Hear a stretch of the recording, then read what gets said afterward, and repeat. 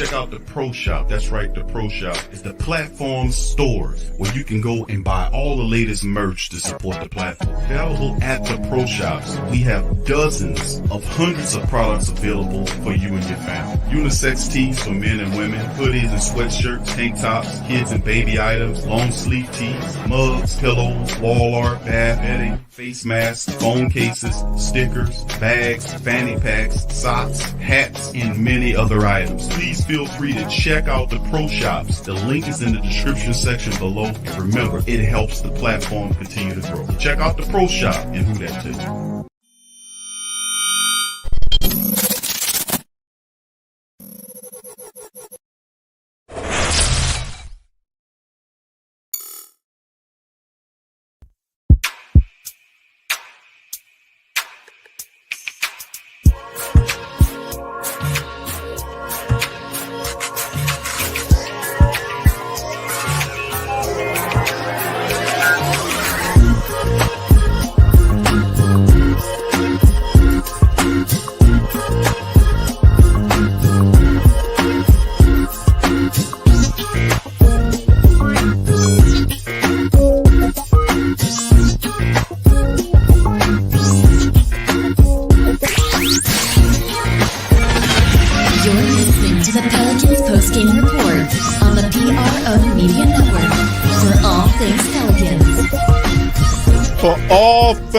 Pelicans, you're now tuned into the Pelican Post-Game Report. Much love to the flock. Appreciate y'all being in this installment of the Pelican Post-Game Report. Please feel free to hit the like button, hit the subscribe button, hit the share button, and feel free to share the show's link with other diehard Pelican faithful. We up in this thing. I'm Big Q. My co-host DC is riding shotgun directly from Jamaica.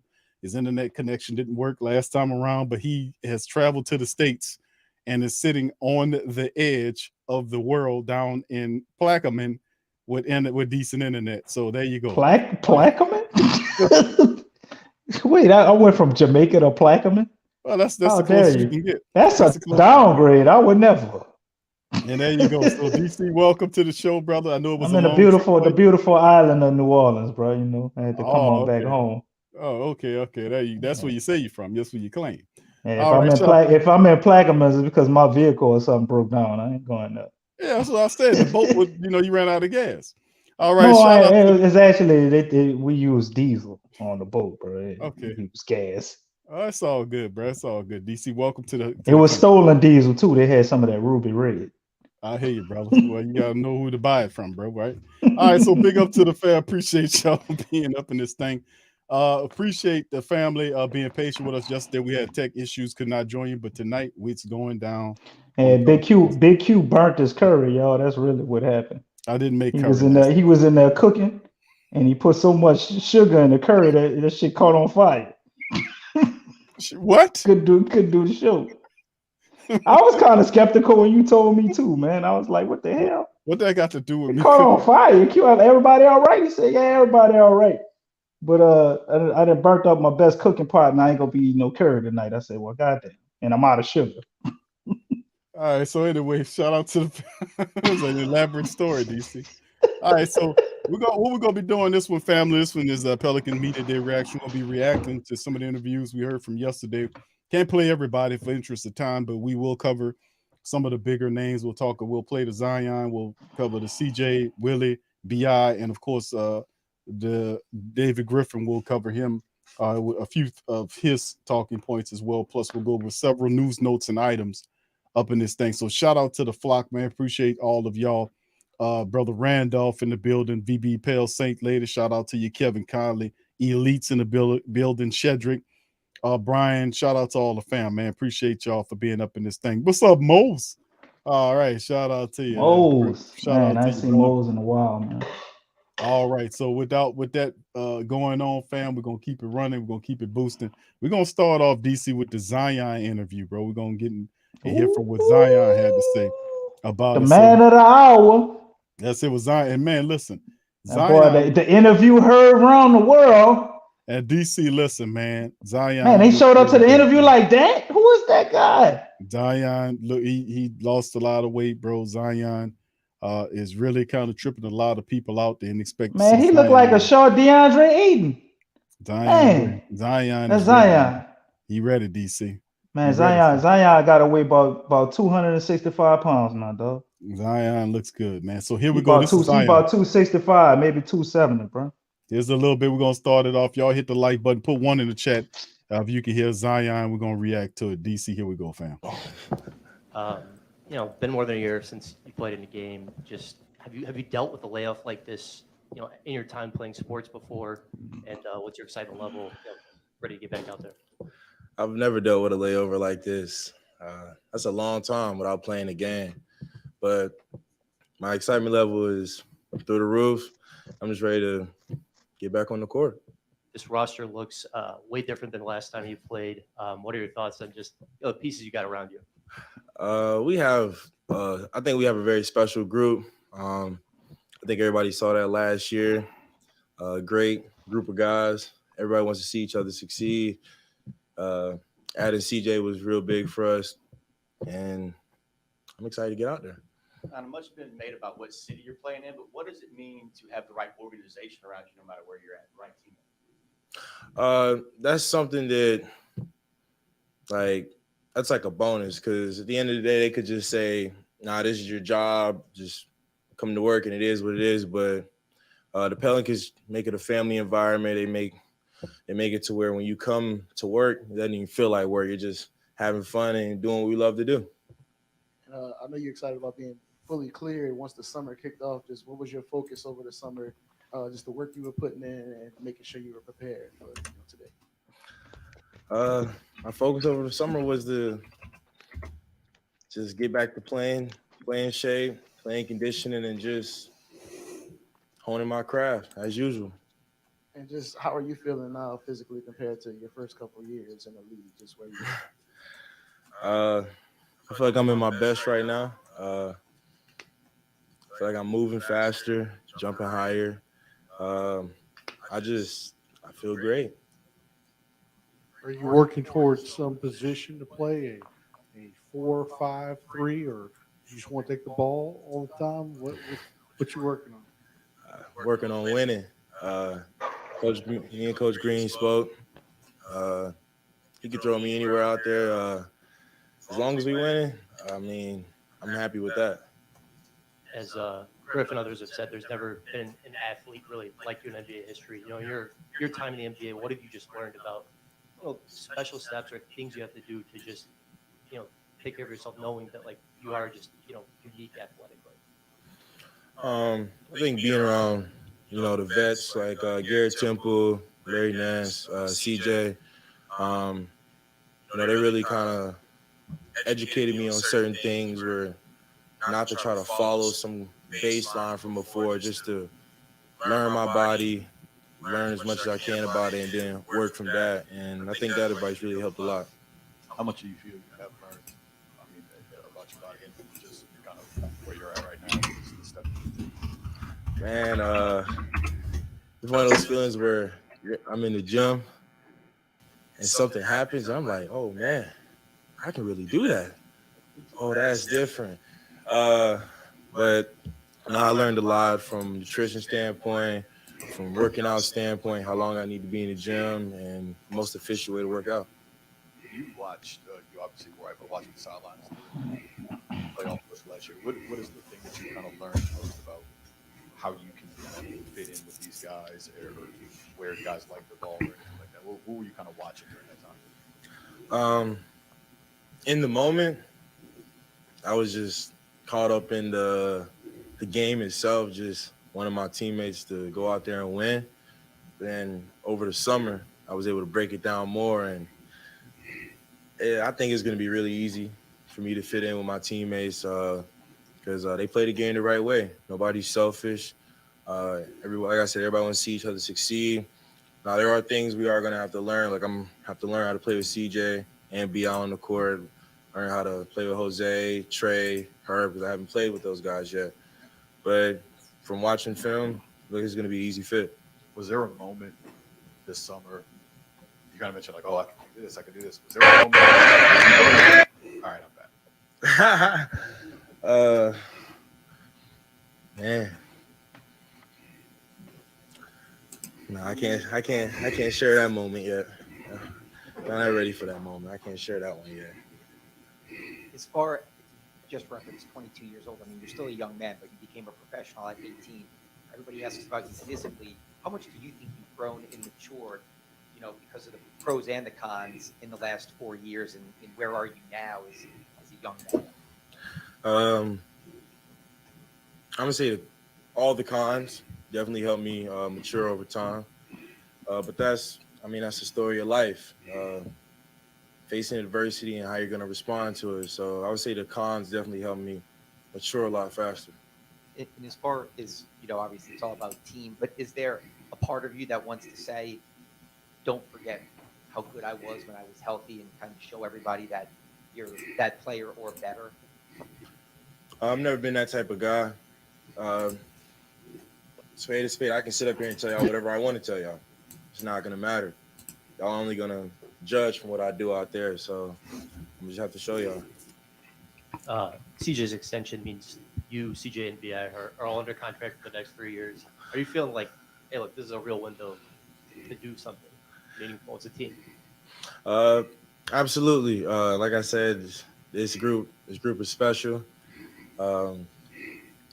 Training camp, I think it's gonna be like my first time really like playing intense team basketball with them. So I feel like I'm gonna know a lot more after that. But on paper and from what I've seen from the sidelines last year, man, we really have a special group. And what did you kind of gain from that experience in Fort Lauderdale this summer, and what were you happiest about coming out of that process and complete? I was telling my friends what I was happiest about with that is leaving Fort Lauderdale. The best way to describe it is I found true resolve within the game of basketball. Something mentally in me shifted, changed, and the game of basketball that's it for me. It's my love. It's what I want to do. And like I said, I'm just excited to get out there and show the world what I can do. Previously, when you returned to the court, you talked about you've had moments of like fitting in and figuring out where players like to hit the ball, or like who likes to get their shot up point, and then hit a stride after a few weeks of adjustment. Do you feel like there's going to be another fitting in before you can like be yourself and play your game, or that having a full camp to help you sort of ramp up that? Having a full camp is definitely going to help. But I think anytime anybody plays with a new group, it's always going to be an adjustment period, a learning period. I've been texting BI and CJ about spots they like in certain points of the game. Do they like to start the game off early, being aggressive? Do they try to get the lay of the land? Because all three of us can't be out there trying to figure out the lay of the land and none of us being aggressive. So, like I said, it's just learning my teammates and fitting in where I can. For you, how important was it for you to grow your team around you to help you get a personal team of Jasper, all that kind of stuff to get you where you need to be to get back to being able to play basketball? It was very important to me. I've always been a closed off guy. It's just how I am. It's how I've been as a kid. But finding that team and putting it together, like I said, work didn't feel like work. It was having fun and just doing what I love. And the process when I was in Fort Lauderdale was we were getting up early, but after like a week and a half of it, it didn't even feel like getting up at 4:30 or 5 o'clock. It didn't even feel like that no more. It just felt like, I'm just about to go to the gym and put some work in. Hey, DC, that's Zion Williamson's thought, my man, right there on it. Let's delve into it, as you can hear and see Zion as I was playing showing some pictures of Zion Williamson and the Pelicans, man. You take a look at what the Pelicans are doing, man. And this is the front. This is your five right here, DC. This is your five. This is the starting five for the Pelicans, man. They Zion look so Williamson, happy. B.I., McCollum, Big V coming off that nice Euro league situation that he played against Billy. And then, of course, Herb, Straight Jacket Jones there as your defensive stopper. Man, this Pelicans team is very unique. They are a fun team to watch. You can see they're happy. They are happy. Zion got his money this summer, DC. They extended McCollum. Big V is happy. We gave him his money last year. BI, you know what time it is, and Herb's on the way down the line. Gave Herb his money too. So at the end of the day, man, yeah. So at the end of the day, man, this is a fantastic look for your Pelicans, man. This is what we seen last year prior to the playoff run. So let's delve into what Zion Williamson said. Let's get some thoughts on that before we spin BI next. I mean, it's masterful, man. We've been waiting for a long time for him to get it together. Hey, Big Q, I hear echo. You don't hear me echoing? Nah, go ahead, bro. I hear myself echoing. But yeah, we've been waiting a while for this. This is the Zion that we've all have envisioned. When he first got here and he was drafted, and he's in pretty good shape, but you could see he was a little overweight from what we was expecting from Duke. Me looking at him now, he looks like he's closer to what he was at Duke. He's saying he's jumping higher and running faster and all of that. We're gonna wait till we see it on the court, but I can tell you from hearing him talk, hearing guys talk about him, it's almost like it's some secret, like he's discovered a new finishing move or something. Everybody's all excited, and he has this era of confidence about him right now, man. And it's just great to see it from where he was last year, knowing what this team is already based on us making it to the playoffs without him. You got BI, you got Jonas Valanciunas, Herb Jones, who everybody's ranting and raving about. Willie Green and BI both spoke highly of him. One of the hardest working guys on our team. Then you got Zion and Mr. CJ McCollum, the spokesman himself, man. We have a solid 5 guys. Well, it's more than solid, man. We have a magnificent, stupendous, as Zion would probably say since he's been listening to BIG. He came in talking about how he bumped Ready to Die, and that kind of got him ready for the season, right? So just looking at him, man, says a lot. The image you showed, the shape he looks in, he almost looks like a different guy. If you put this Zion up to the Zion we saw in the press conference last year, and that was before he broke his foot. He wasn't in the worst shape ever. But this Zion compared to that one, man, it's like 2 totally different people, man. He's super excited, and I think we in for a hell of a ride this season, man. Zion coming back to basically reinvent himself, rebrand himself, man, right all the wrongs, prove all the naysayers wrong. And it's starting with this interview, man. So as far as what we could possibly do as a Pels organization at this point, based on his interview and the rest of them, you're going to hit tonight, man. The Pels are knocking it out the park so far. Absolutely, man. Absolutely fantastic. Love what they've been able to do, man. Shout out to the fam. Thank y'all for being in the stream. Brian says, appreciate y'all, man. To the next playoffs and win a championship, Big Q. Well, we talked about it, family, last year. Let's not have short-term memories. We knew that the key to having that long-term success is that the Pelicans had to get a taste of the playoffs, in which they did. And they pushed Phoenix and really should have beat Phoenix, and some poor officiating and some crookedness that happened in that series. The Pelicans could have pushed Phoenix clean up out that thing. But anyway, they got the experience, they got the taste, and they helped galvanize the team moving forward. The Pelicans did a great service by taking care of Zion Williamson, getting him under, giving them the extension, and of course extending out on CJ McCollum. That was big, and of course making promises to handle the business with several other Pelican teams solidifies it. So they have cultivated a great environment, and now we can look past some of the losing of the yesteryear, where the Pelicans with Willie Green, he's a big part of this thing too. Where even though we kind of, we really excited about the team in front of us, but Willie Green is a major part of the whole soup, man, for real. But what will it take, bro? Some more experience and us getting on the same line like these guys playing together and just developing that chemistry on court. And of course, as the young team grows, so does Coach Willie in the love doctrine. So as we moving forward, man, it's only a matter of time, bro. I think before they'll be bringing a championship, man. The core is here.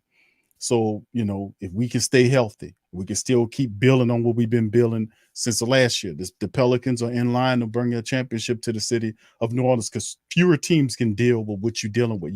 Not only do you have a pressing five, but you also now have a competent bench to go along with it, something we've been preaching for years. So, Brian, shout out to you with that championship question because oftentimes we don't put championship and Pelicans in the same conversation. But man, listen, it's only a matter of time before this team is hosted. And too many teams that can deal with the Pelicans when they're healthy, man. Yeah, I think it's only one thing stopping the Pelicans from getting a championship, man, that they need right now, and that's just a little bit more experience. Right. I mean, that experience is it's something. It's relative to based off of how they feel and what they need. They may be able to get enough experience in this season. We don't know. It may take another playoff series, but that's really the only thing. We got the coach, right? We got a great defensive mind with our coach, so he's got excellent assistants. We just got one of the best analytic guys in the NBA from the Warriors. You still got what's Mike D'Antoni, around helping Willie Green, giving him ideas for the offense. You have all the players. The only position or weakness you could possibly say on this roster is that you would be like, well, we don't have that major big man interior defender. Which, I mean, we have Jonas Valanciunas. He's not a bad interior defender, but when you say that, you're thinking of a guy like Robert Williams or Mitchell Robinson or somebody from New York. So, okay, so we don't have that. Outside of that, we have everything else. Any skill set, any type of ability you're looking for, the Pels have it somewhere on this roster. Some people may, I guess, debate back and forth whether we have enough of those skill sets at each different position, but we do have them. We have arguably the best starting five in the league, in my opinion. Yes. You got one of the best up-and-coming coaches, probably the best up-and-coming coach, especially for this year with everything that happened in Boston. So, and also with everything that's happening in Dallas, because if y'all haven't been paying attention, Jason Kidd has found a way to piss off Christian Wood. Talking about the man gonna be a 6-man and shit. So I don't know how their season gonna look. Wow. Doing stuff like that. So we right in position, man. The West is still tough, but the power balance between the West and the East is kind of, I wouldn't say shifting, but I'll say balancing out. So the West is tough, but it's not like the West is tougher than the East or anything anymore. It's really the perfect time, man. You got the Warriors, a team like that. Those guys are getting older. They kind of then reach their peak, and they're going to start to descend at some point. The NBA is looking for the next guy to take over the league. LeBron is getting older. We can go on and on and on, man. And the Pels are right here. They got themselves right in position, man, to be able to pounce on all of that. And we still have top picks from the Lakers. And we had a number 1 pick this year we selected, who we don't know what this guy is. He could be special. So the Pels don't need anything but a little bit of time and some seasoning, man. That's it. Indeed. Shout out to Brian. He says he asked the question about Anthony Davis and Chris Paul in near future coming back and finishing careers with the Pelicans one day. I will have to say no to that, Brian. I pass on both of it, man. Both of those guys, they begged Anthony Davis to stay when they got Zion to try to get him on board and build it with him and keep Drew Holiday. He didn't want to stay. That's it, man. I mean, we're not gonna beg you to come back and break up what we got. DC, don't forget to mention Chris Paul. The Pelicans tried to overpay Chris Paul. What Phoenix was giving. He didn't want to come. He didn't want to come. He went right back to Phoenix. So it's over. Bro. Yeah, I thought about that too, Brian. I was like, man, I wonder if Chris Paul could come back and kind of be a guy off the bench, once he get old. Then I thought about it. I was like, wait a minute. We drafted Dyson Daniels number 8. Yep. And we still got Kyra Lewis. Yep. You still might want to run the little point guard thing from time to time with the second unit with Zion.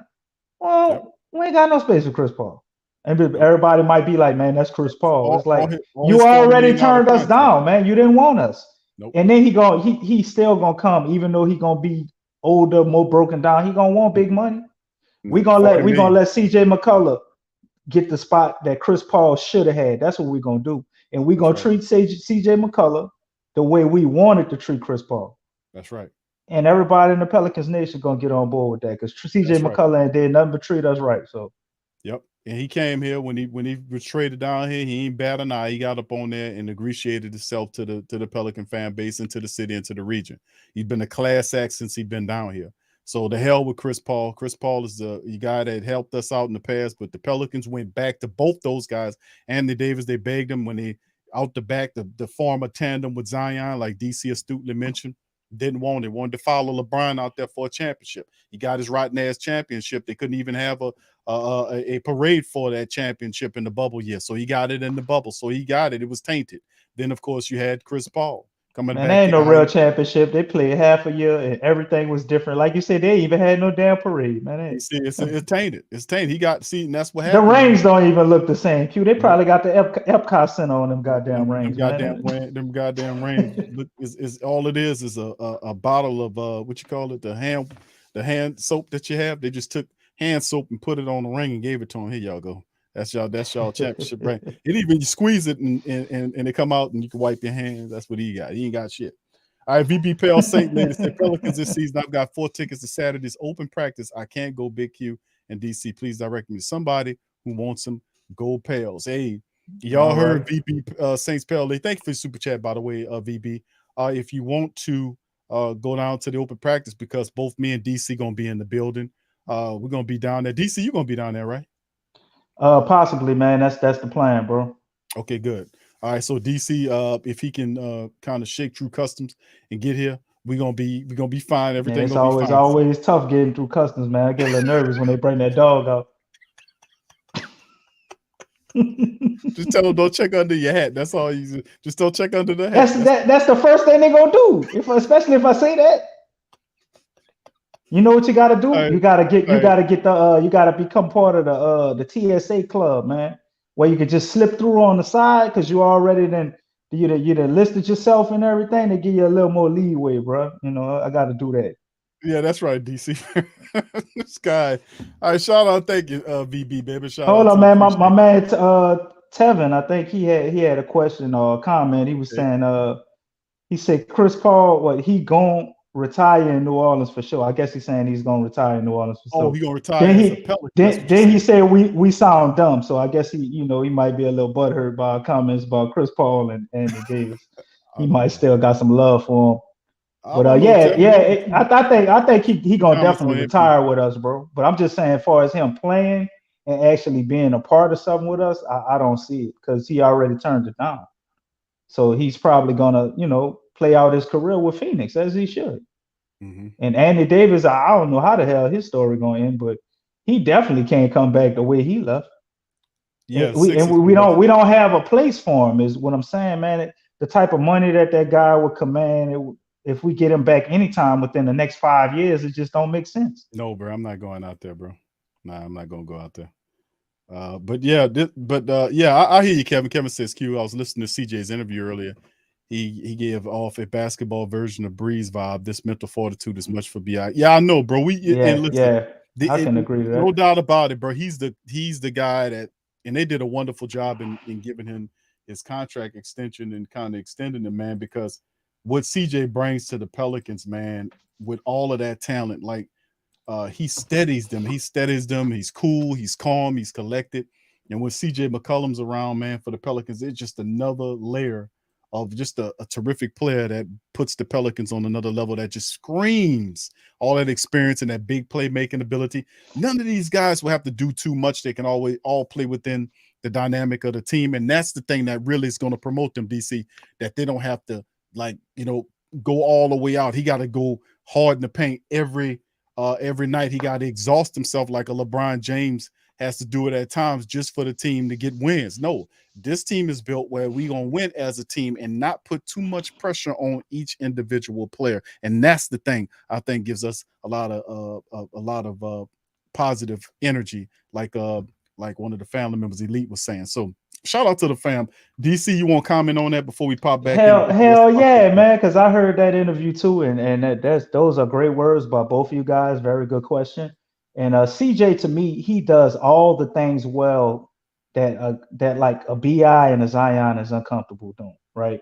Like those guys really, they don't like the camera and interviews and stuff like that. They'll do it and they'll do it well, but that's not something that they just get excited to do. CJ almost seems like he revels in the fact to get in front of the camera and start talking, and he do all the things that they would prefer not to do. He fits, and like you said, he is the balance of the team. Yes. The guys CJ already talked about. He's like, look, some guys, some nights are gonna be hot, and when they're hot, we gonna let them cook, and that's how this gonna work. So it's like, you might have a night where BI kind of off, and Zion and CJ gonna carry the way up. Let's say both CJ and BI off, and Zion going crazy. There's no way you're gonna contain all three of these guys, and they already coming into it with the mindset that we all don't have to score 40 points each night. We just got to make intelligent basketball plays. Sometimes the best play or the most flashy play is just making the right play. So they got the right mindset, man. CJ is our coach on the court. That's something we needed. BI is also an extension of that as well. And CJ and Larry Nance are taking Zion and they grooming him up in that aspect as well. So we got a lot of growing going on this team, and we got a lot of teaching and learning by the other guys, man, who are also going to continue to teach as well. You've seen all of them doing their things in the off season, having their own training camps, different things, and to me, that's just an aspect of becoming a better teammate, a better player, a better teacher to, carry on what you've already been doing here. And I see so many things that CJ and just the organization are putting into them, and they're replicating and actually doing on their own as well. And the team loves each other. They're always together. You've seen the guys at the Tulane game earlier this week. It's just so many positive things going on with this team, man. About how they vibe together, and they all are willing to work together for the ultimate goal, which is winning, man. So, and CJ is a very big part of that. Indeed, bro. Let's get to the rest of the interviews, fam. We still got a bunch of interviews left to play. BI is up next, followed by David Griffin. We got CJ, and then Coach Willie will react to all of those. So let's get a little bit from BI. Here you go. Griffin has talked about, this is the first time for this team where it's kind of their expectations to win. Does that change mentality going into the year, being like, that those are in place, I guess? No, the mentality is always to win. The expectation is to win, especially for our team. We just had some added fans. We always kind of believe in each other and what we were doing. So the expectation is still the same. I don't know what's the outside expectation, but for us, it's ultimately trying to bring a championship to New Orleans, right? That's what I'm talking about. You've played a handful of games with Zion. Your first couple of years here. Can you lean on that at all in terms of going forward? I mean, do you feel like there's going to be just like a feeling out process or anything like that? It'll definitely be a filling out process.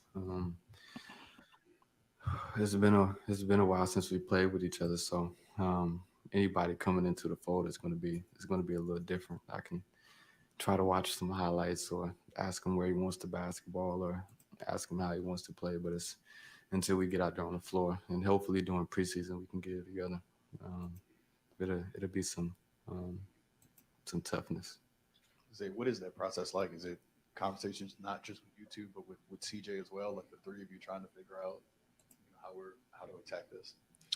It's communication with everybody. Just having all 5 people on the floor, or all 15 guys that's just in the fold. And I think just having those conversations is going to be good for us going forward, especially if we get it out of the way right now. We won't have to look to January or before All-Star break and be like, oh shit, this shit ain't working. We can go ahead and get it out the way right now and be like, this is what it's going to look like, and this is how we should attack it. How much does it help in starting that process? Really, you're just when you're adding Z, you're adding Dyson. Everybody else is pretty much the same from last year. How much does that help that process? I think it's actually a fun process. It's not like we're getting guys playing that don't know how to play. I think these guys know how to fit in, and these guys has talent. You know, Dyson's a really, really smart player that can think the game ahead. So I think he'll be fine. Zion is just a really, really talented player that can score the basketball. So I think we'll be fine. Yeah, you talked last year about looking forward to getting to that playoff stage and showing people what you can do. Now that you're able to accomplish that, I guess what's next on your list you'd like to check off this season? Championship. I don't think it's. If I sat over here and tell you second round, I think Willie would give me a call after I finish this. But yeah, championship. That's what I'm We have talking the about. guys. We have the guys to do it. All we got to do is put the work in and continue to learn and try to figure it out. But we care about it enough. We care about it enough to come in here and keep working, keep listening, and ultimately want to win the championship. And just you mentioned just the talent you guys have coming in. Just how different is this field coming into this season compared to your first couple of years in New Orleans? Just the excitement, the anticipation, all that kind of stuff. But I'm happy to be here. It's immediate days where I was just trying to get through. I'm happy to be here and be with my teammates. They make it fun. They make it fun to be around and laugh and joke and talk about basketball, talk about families. I'm looking forward to just having fun with my teammates and just getting to know about their families, getting to know how they like to play, just everything. We asked Griffin about CJ's extension, and he said, "Hey, CJ said he wants to be Boy here." got a lot of money, don't Yeah. he? Think about him pick up the tab. But I said, Pick up a couple tabs. said, CJ said he wants to be here. Zion, 5 years, no player option. He wants to be here. But he said, look, Brandon's kind of, one of the first guys to say, like, hey, 5 years, no player option. Like, I want to be here. How do you just feel that you're in this space where, like, there's a lot of talented guys who are just kind of planting their flag here? Yeah. It's a good place to be. They see what's going on. They see how we bond with each other, how we play on the floor. And just kind of, unheard of in the league, having 14, 15 guys just care about each other and believe in each other and actually want to know about each other. It's turning the corner. It's pretty different here. Every time that I walk in the building, I know that I can walk up and shake anybody's hand. I can walk up and hug anybody. That's fun to have. Yeah, you said coach would give you a call if you said second round. How is y'all's relationship off the court, and how comfortable are you now that you've spent a year in his system? It's good, He knows my heart. He knows my mind. He knows where I want to go in life, what I want to do with basketball. And it's really good. I can just hit him on anything. He can hit me on anything. And we continue to build. We continue to learn each other, and it's been really good. It's been really good so far. Yeah, numerous people said during this conference that you are the hardest worker in preparation that anybody's seen. And then, of course, Herb was the next one. Give me your thoughts and preparation of working with Herb, trying to get that level. Yeah, Herb inspired me. Every time I come to the gym, I wish I could be on the floor as much as he does. Every time that I come in, he's already shooting on the floor with our shooting coach Fred Vincent, and just getting his routine.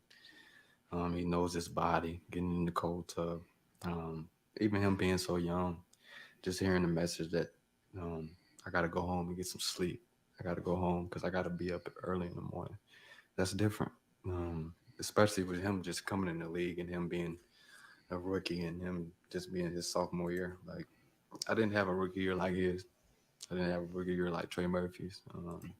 And for him to continue to get better, I forget he's a second year. He's going to be a second year player right now. So it's inspiring for me. That's Bi, man, talking about it. DC covered a lot of great points. One of the great points that he talked about, Championships. his championship, man.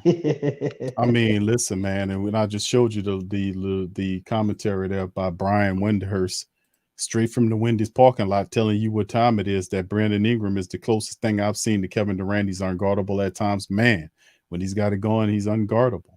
Brian Windhurst on BI, man. So, yeah, a lot of stuff. You mentioned the championship, and they using the C word, championship, in the city of New Orleans in terms of the Pelican basketball. So, DC, let's quickly go over his stuff, and then we'll move on to next to C-Mac and get his commentary as well. We could say championships. I love the fact that he's talking that, but the thing that stands out to me with BI is the fact that he's comfortable saying championships. It's like a newfound confidence with him as well, man. Behind the camera, behind the mic. This ain't nothing new. This kind of started, I guess, maybe towards the end of last season, in my opinion. And he looks like he's carrying that same mentality into, the off season and now what we're seeing now. And I love the fact when they asked him the questions about the catch and shooting the 3-pointers, he say, you've been doing your research, huh? He letting you know what's to come, because that pretty much was the only thing you really could critique last year of BI, the fact that he didn't have a high 3-point percentage. And a lot of it did because he was taking some difficult shots, fam. Let us be real. They were stacking up on BI, This year, if he can operate from that 3-point line the way he operates from 15 feet, I know that's his game, that mid-range game, but if he can just get some of that at that 3-point line, man, you're looking at something dangerous, bro. We might have 3 All-Stars, Q. You ain't kidding, bro. I mean, this team, one of the family members, is just, well, first of all, VPPL Saints later says she got practice. Look, family, for all of the Pelican family members that's in the stream right now, VB has tickets for the first open practice. That's this Saturday. I think it's at 2:00, if I'm not mistaken. It's either 1 or 2. You might have to check on that. But no, at the Smoothie King Center this Saturday. If you are, if you want the tickets, contact VB. It's 2:00. VB Saints Pals later said 2:00.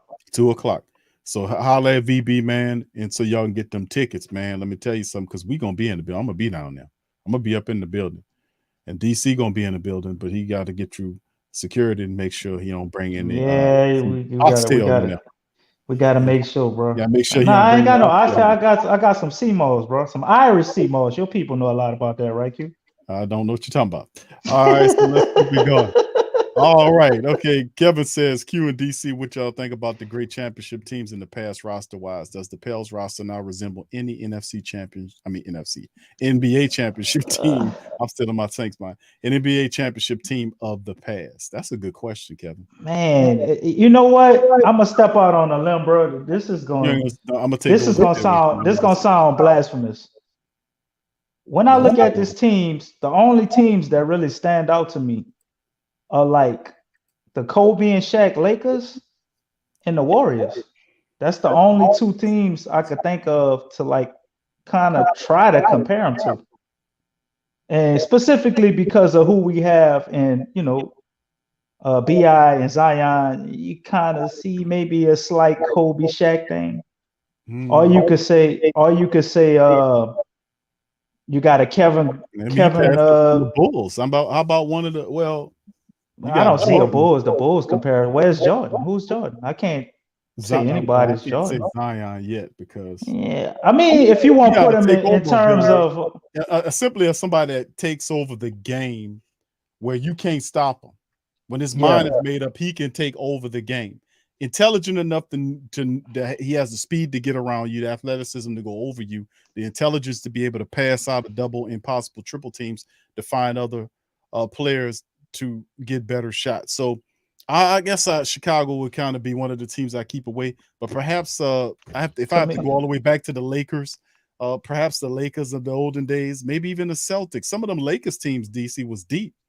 There's some players on those Laker clubs. Yeah, man. that's what I'm saying. That's why I said the Lakers, but the Warriors also You because said it's Lakers like. in terms of Shaq. You ain't saying I'm talking about going back. Well, I'm to saying like Shaq Magic. and Kobe. I mean, if you look at Bi, What man, about the a lot Magic of squads?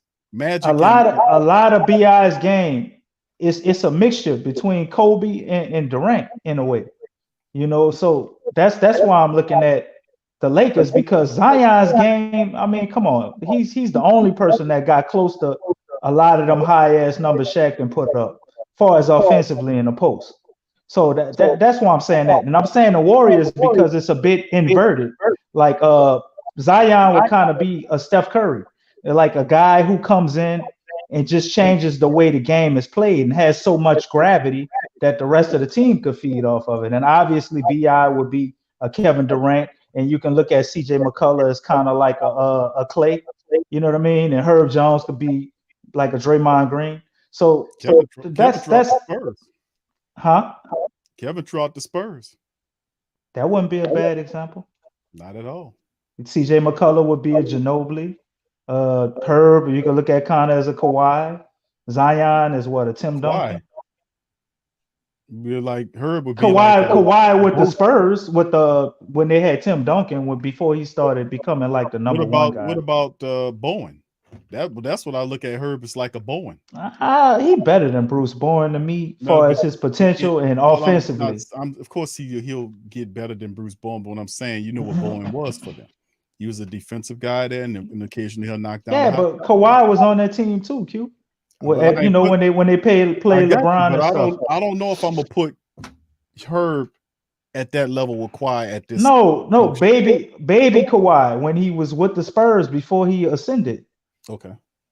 When Tim Duncan was still, that guy, and Ginobili was still kind of running things, and they had Tony Parker and all of that.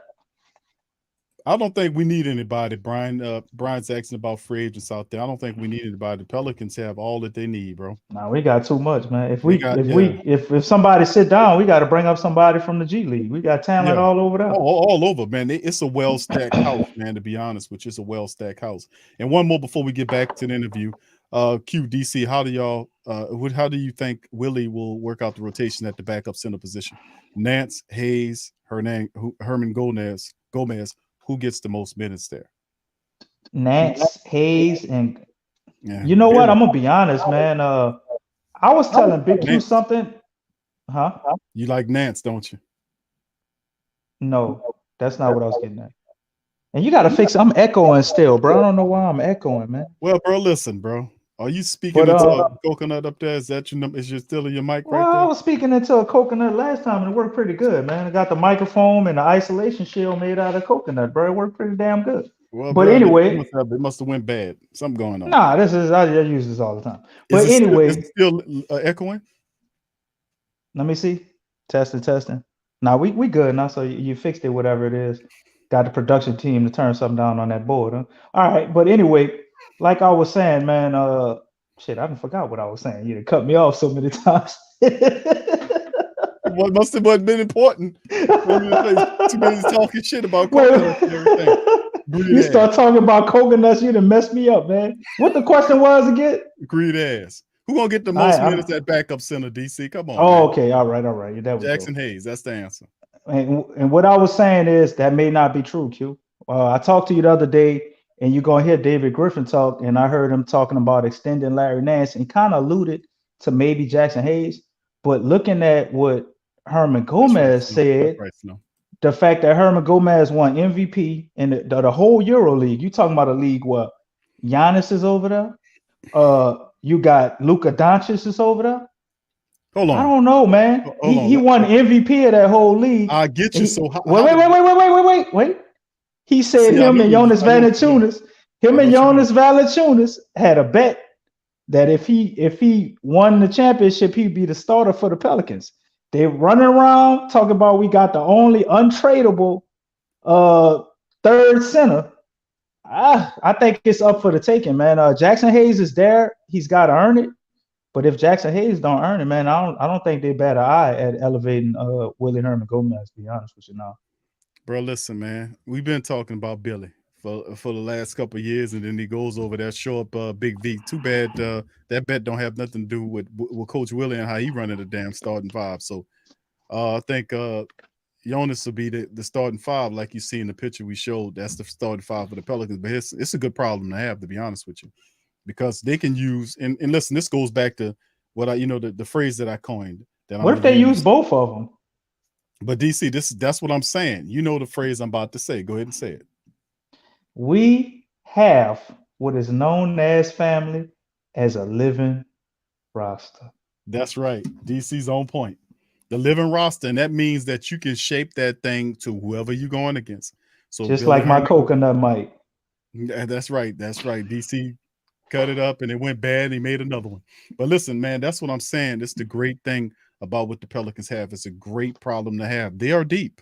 They are a deep team. We've been saying this about Billy Hernan Gomez. Remember in previous years, you'll see Billy would come in there and play really well. He'll score points for you. He'll hustle for you. He's not the most athletic guy in the world, but Billy will get in there and make plays. He'll throw the ball. And what really was fascinating about Billy was the fact that he will score points, DC, in small amount of minutes. It wouldn't take him long to get going. So if you give him 10 or 12 minutes, he give you 10 points and 5 or 6 here or there, or whatever. Give him 16 minutes, he got you 10 and 10 points and 6 or 7 rebounds and a couple of assists. So he gets going pretty fast and really help push Jackson Hayes to become a better guy, because when Jackson would struggle, who would they get a minutes to? Billy. Now with Larry Nance there. Hold on, DC. Hold on to your coconut, Mike.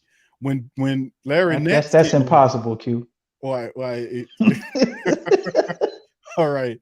So when Larry Nance comes in there, you know how he played last year in that center role.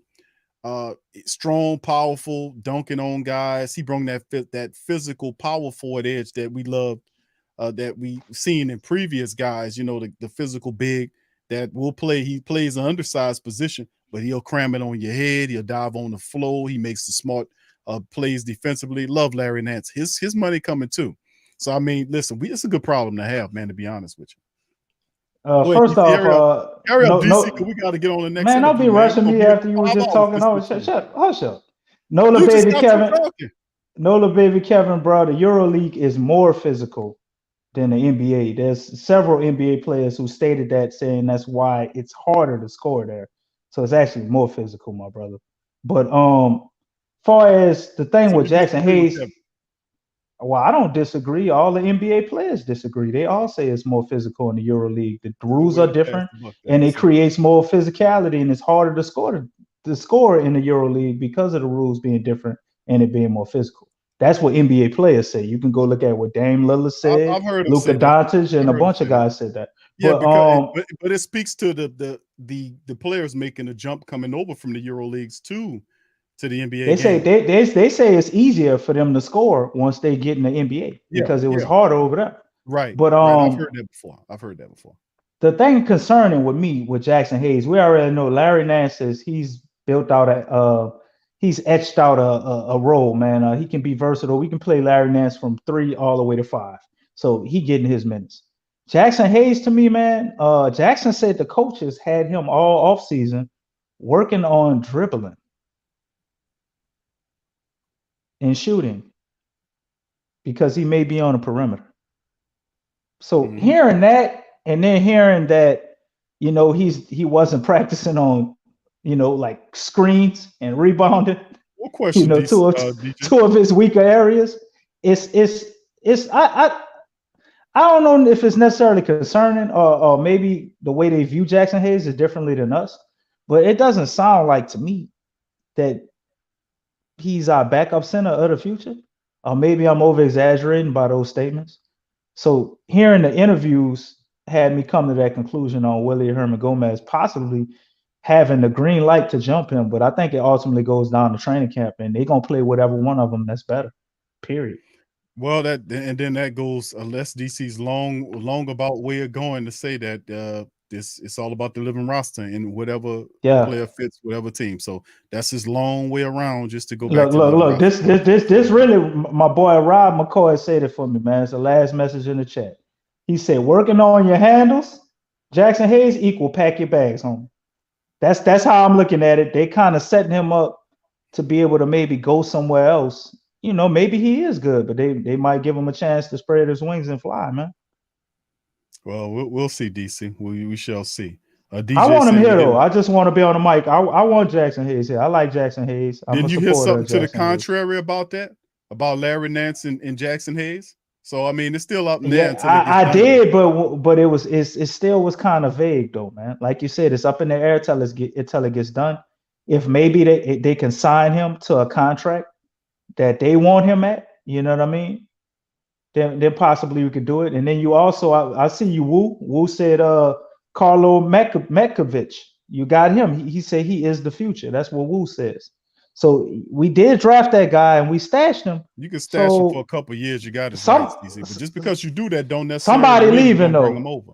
Somebody leaving. But that don't necessarily mean that's the case. The Pelicans have done that before when they took guys and stashed them somewhere and then later on traded the rights to the player to somebody else. So just because Carlo's over there don't mean that he's the answer, even though I see what you're saying. I do like his game, though. I do like his game because he looked pretty good in that EuroLeague, too. Yeah, he did. And James said, I just want one time for him to say he working on a goddamn screen. Thank you, James.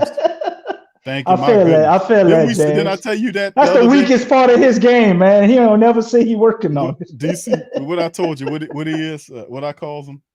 What I talk about what you call him, an impatient screener?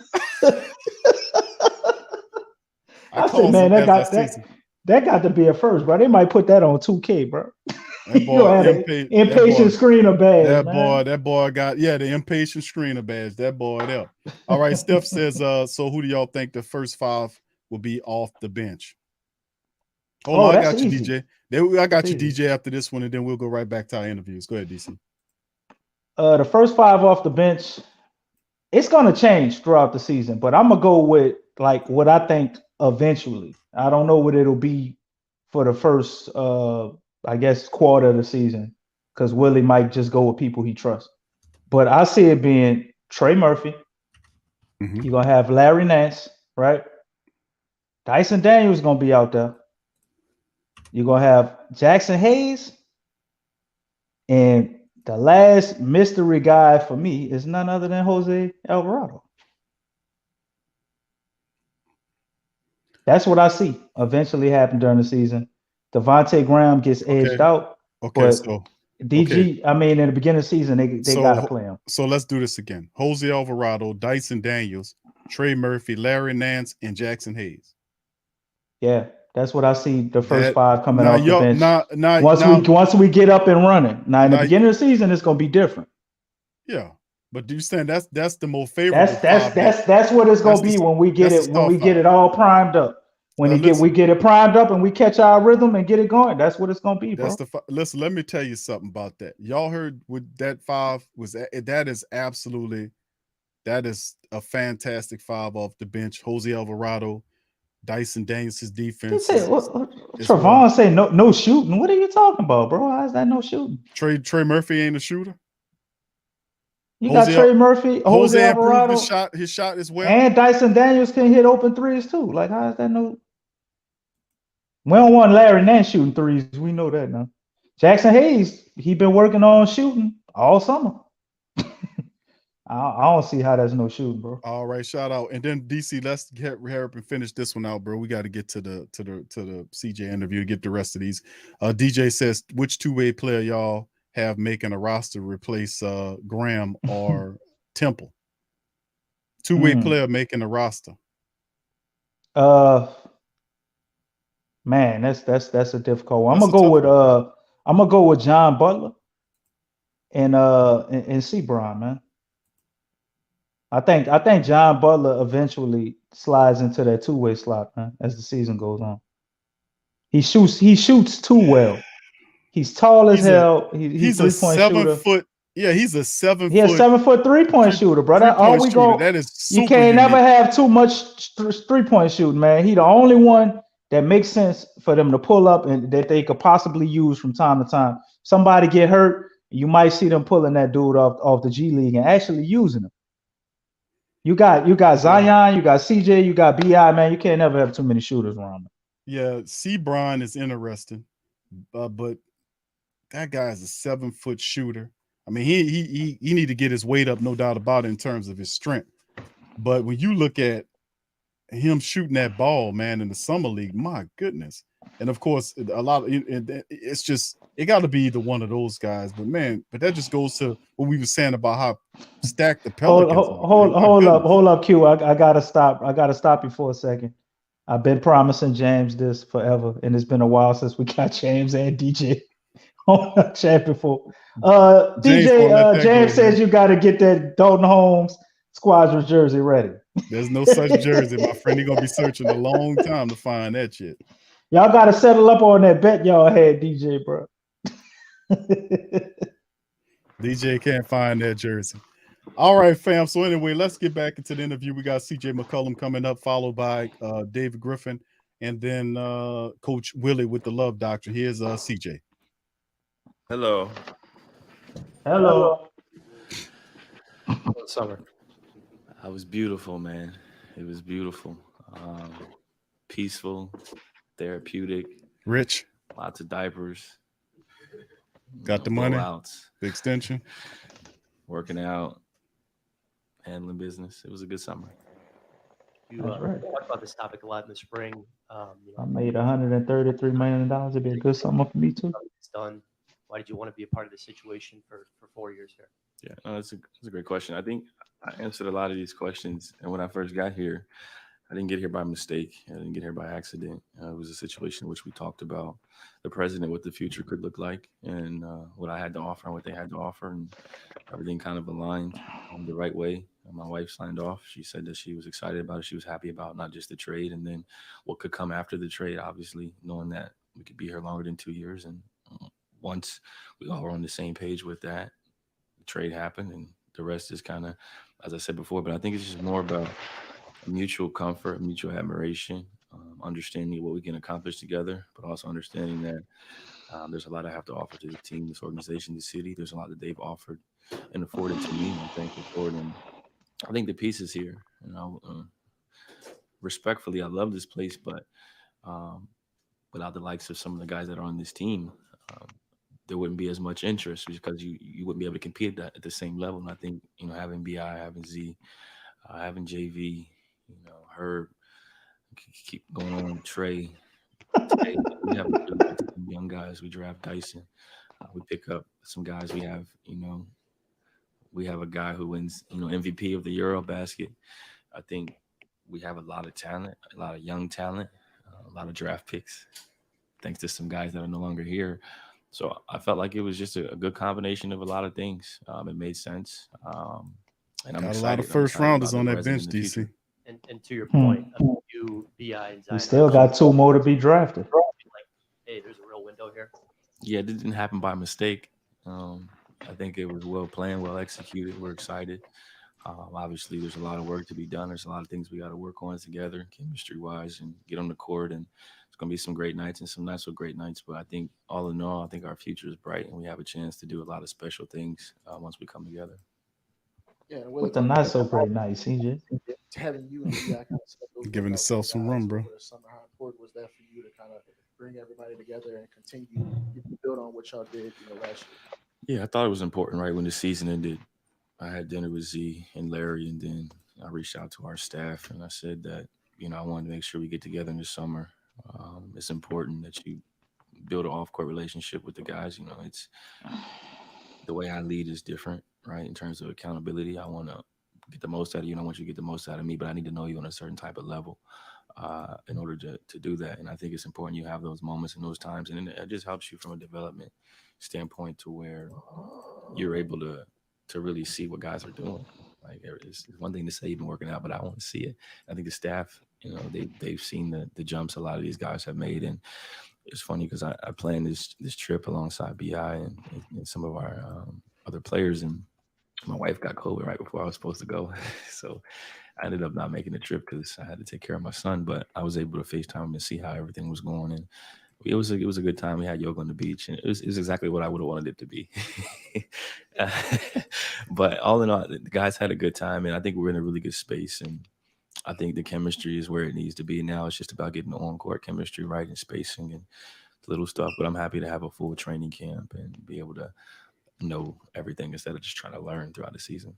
Right, you talked last Professional. year about, once this team is fully healthy, you'll be asked to do different things than you were asked to do previously in your career. How much of the time have you spent this summer kind of preparing for how things will be different for you this year compared to, the rest of your career?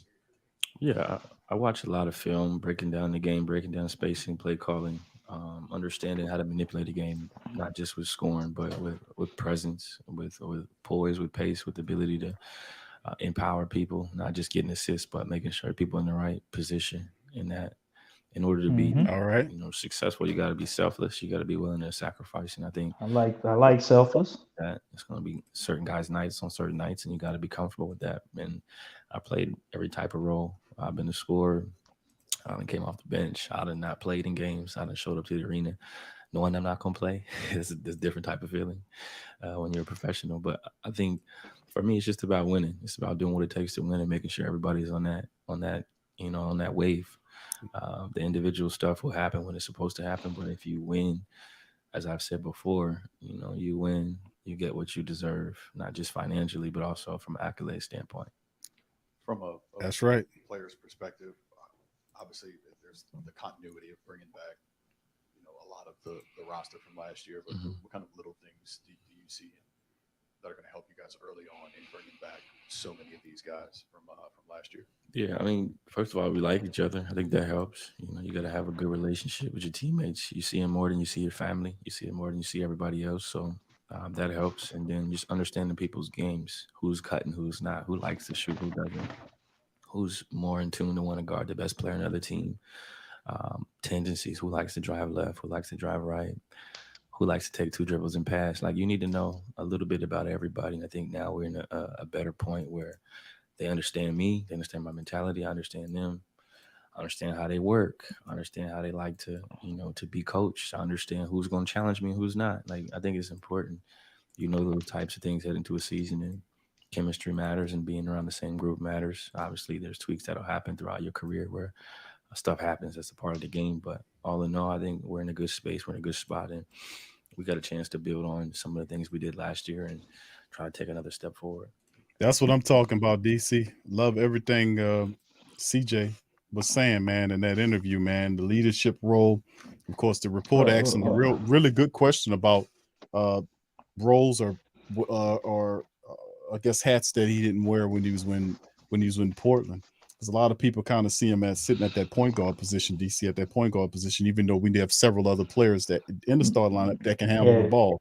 So, well, I mean, a lot of people don't realize that CJ played point guard for a whole year when Dame got hurt, and he was phenomenal at it. He was excellent at it. Yeah. So he can do a lot of different things. Okay, let's he also can look like, according to Rob in the chat, he can look like an old man who just found out about Viagra and his picture up there with that weird smirk. That was pretty funny, Rob, bro. He had me laughing during the man interview when I read that.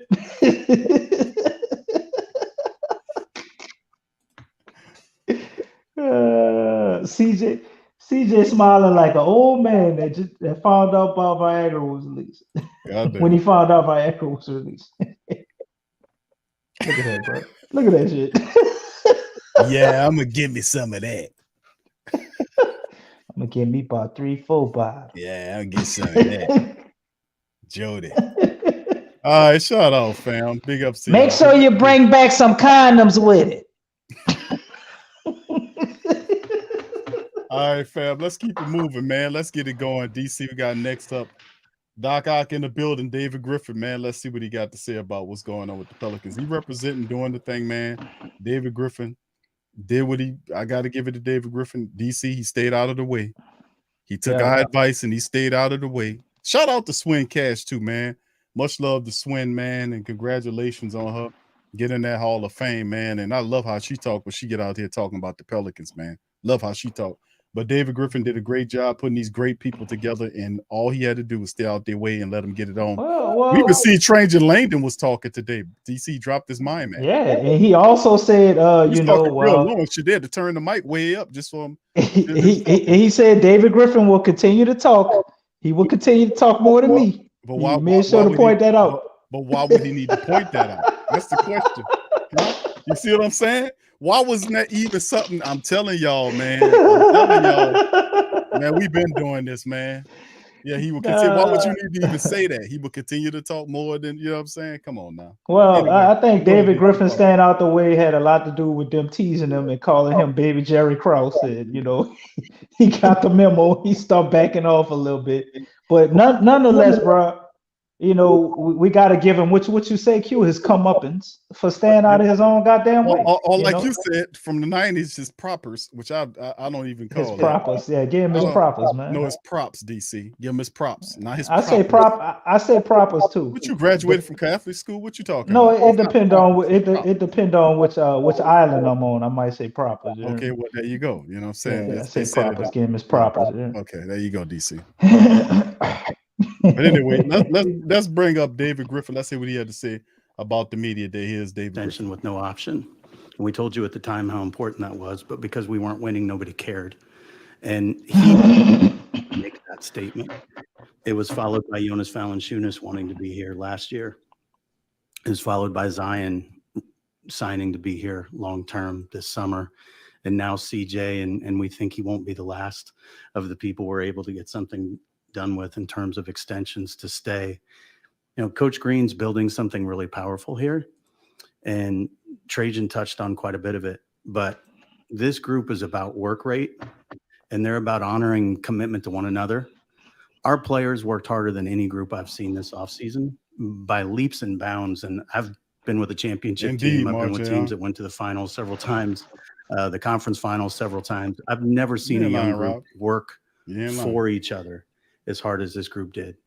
And the young men on this team are committed to one another. Please don't say the men and women who work with them every day and sacrifice for them off the court are committed to one another in a way that I've just really never seen before.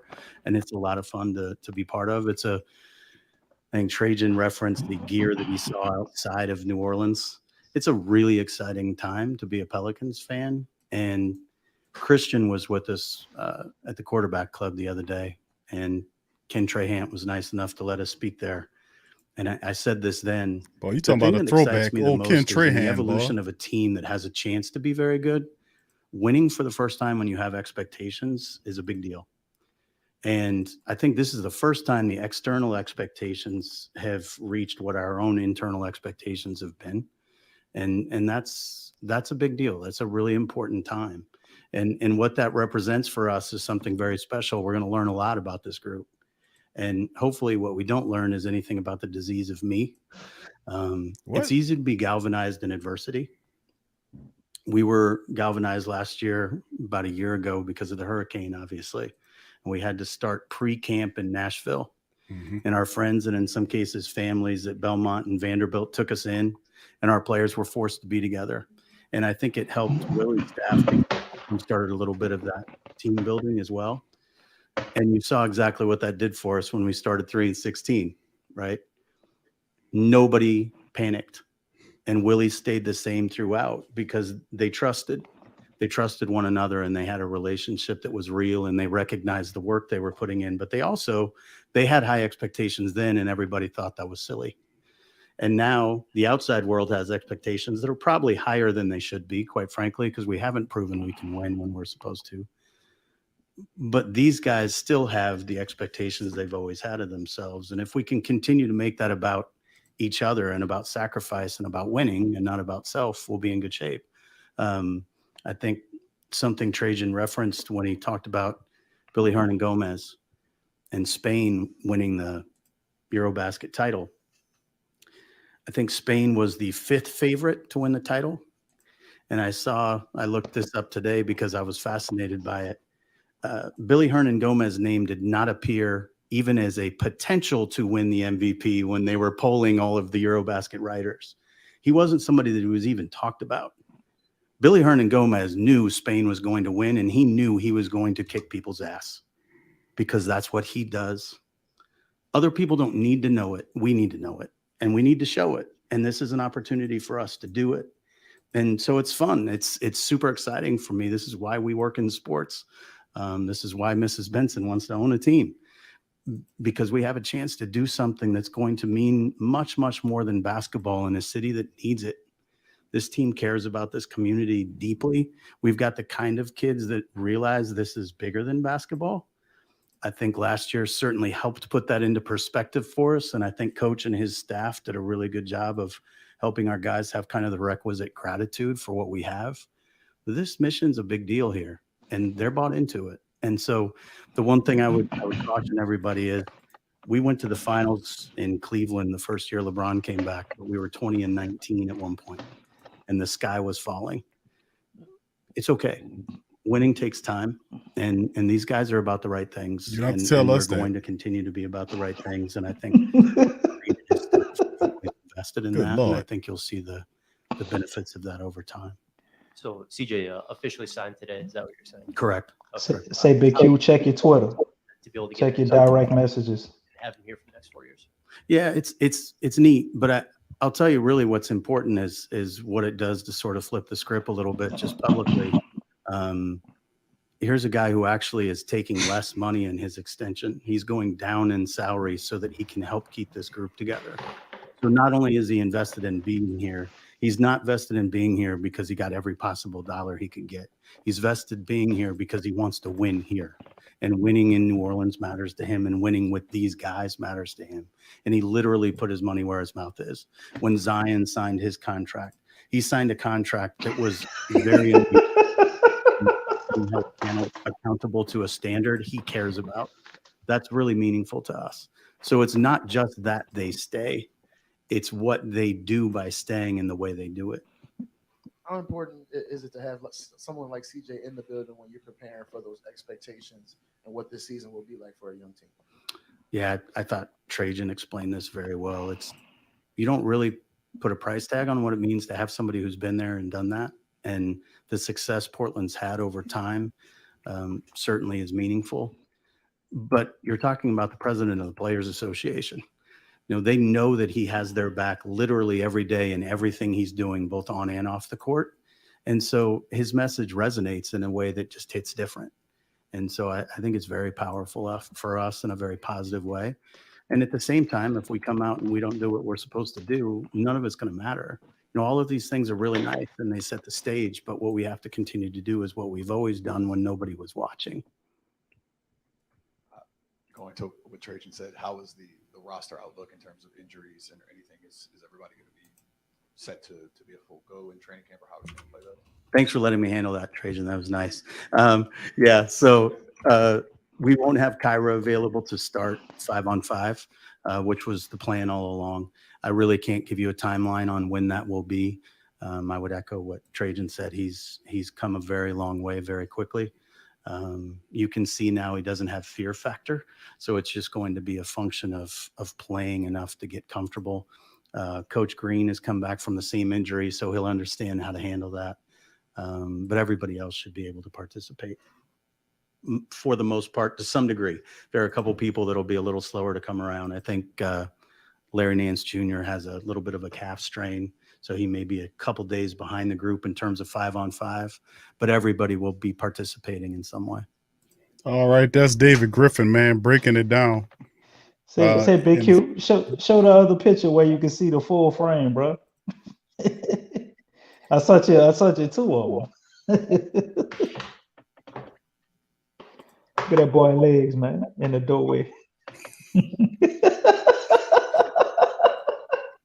And they zoomed in on his face. I think you see it. That's he's seeing that is the face of complete contentment, bro. Like he's very happy, man. I mean, he gave CJ got his bread, Zion got his bread. You see both of them really happy. They both got paid, and you can look at Griffin, and he's like, yeah, that's the vibe that I really like. That you got two of the stars that is going to be important to carrying the team into the future over the next several years are locked in, and you have a timeline here. And man, listen, and CJ kind of try to temper the expectation a little bit by saying we're gonna have not so good days as well. But yeah, he's right to a degree. You said it. He talking about himself.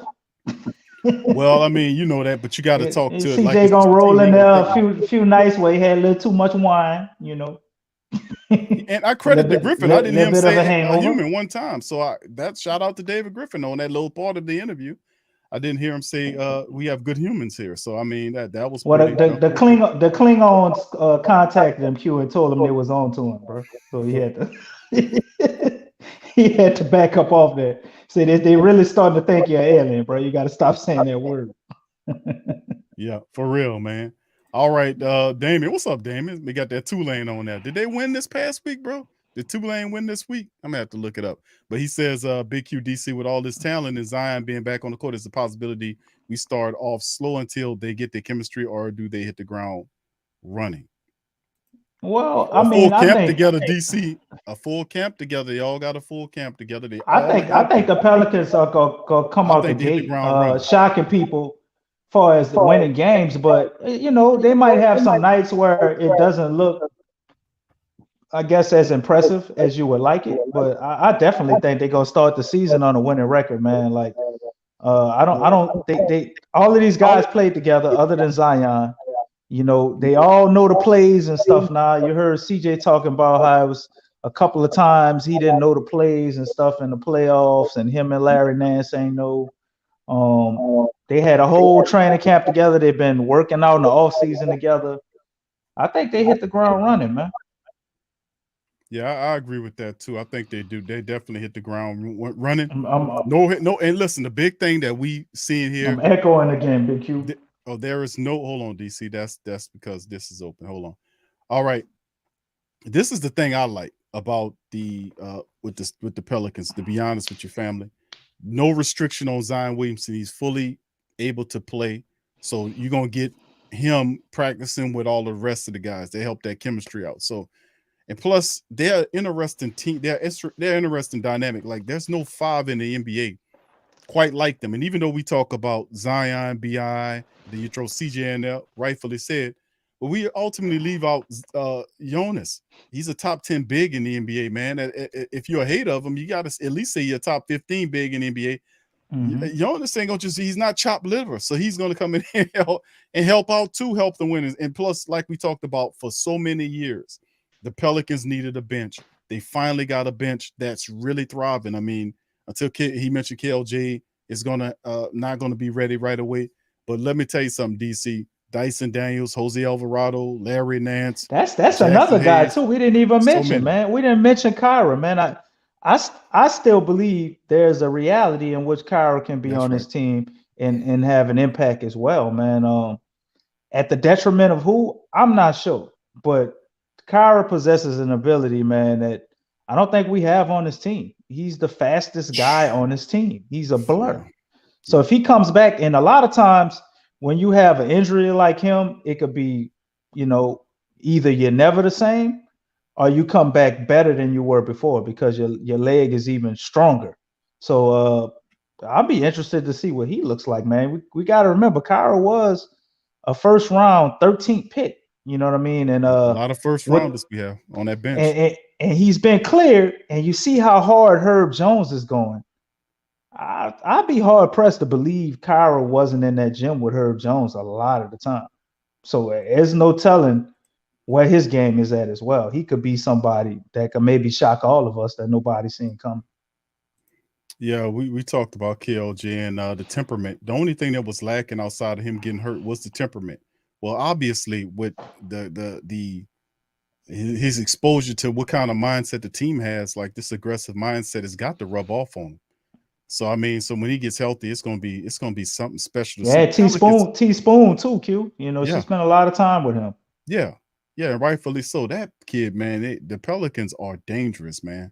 Even if something happens, if we have a setback injury-wise to some of our players, Pelicans have a lot of talent off the bench that can absorb that to a degree. You know what I mean? So anyway, let's get into the final interview. It's the man talking about the doctrine of love.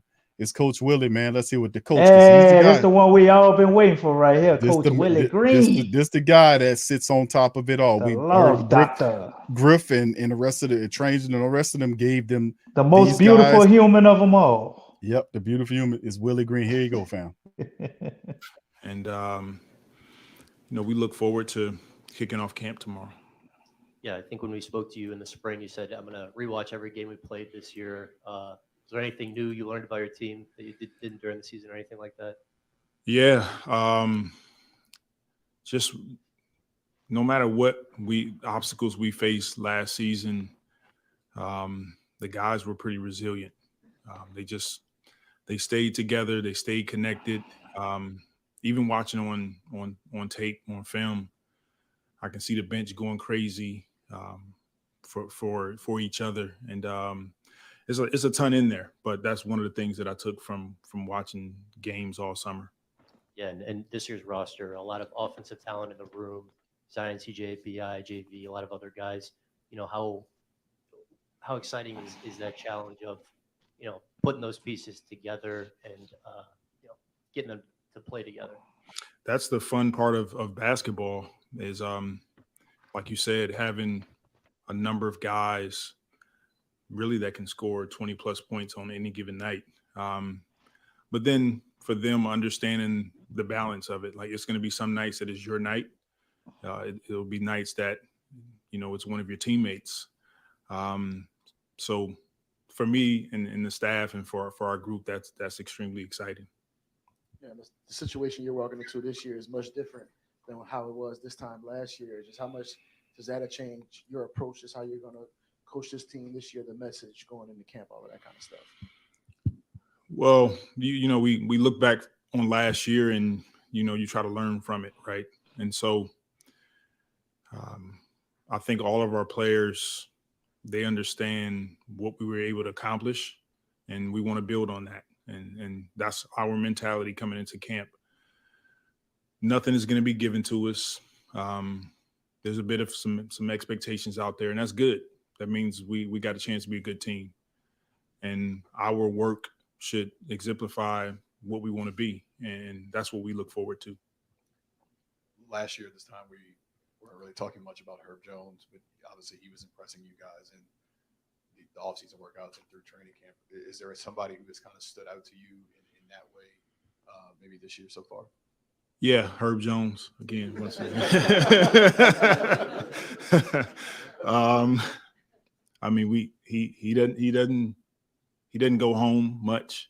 He's in New Orleans every day, every morning, to the point where Griffin, those guys are telling him, like, Herb, you gotta have some balance. But all of our guys are great. They've been here this summer. You guys have talked about guys having camps in the city, having camps back in their communities. But it's fun to see, and it speaks to the leadership here that guys want to be in the building. They want to come in and get their work in, and they feel like it's a place that they can come and get better. So that makes me feel good when I go home. We've